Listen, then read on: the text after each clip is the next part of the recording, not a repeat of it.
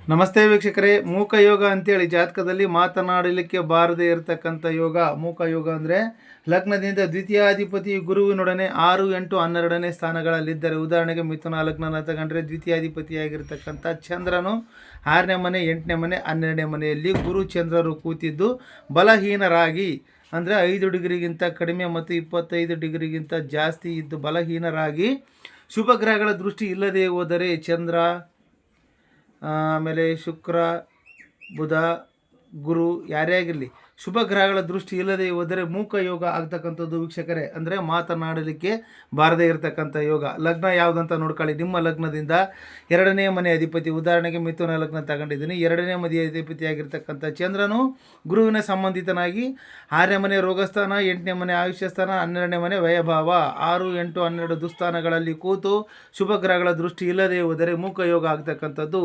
ಈ ಯೋಗ ನಿಮ್ಮ ಜಾತಕದಲ್ಲೂ ಇದೆನಾ ಒಂದ್ಸರಿ ಚೆಕ್ ಮಾಡ್ಕೊಂಡು ನೋಡ್ಕೊಳ್ಳಿ ಅಂತ ಹೇಳ್ತಾ, ವೈಯಕ್ತಿಕ ಜಾತಕ ವಿಶ್ಲೇಷಣೆಗೆ ಸ್ಕ್ರೀನ್ ಮೇಲಿರೋ ನಂಬರ್ಗೆ ಕರೆ ಮಾಡಿ ಅಂತ ಹೇಳ್ತಾ, ಮತ್ತೆ ಮುಂದಿನ ನುಡಿದಲ್ಲಿ ಸಿಗೋಣ ವೀಕ್ಷಕರೇ. ಜೈ ಗುರುದತ್ತ.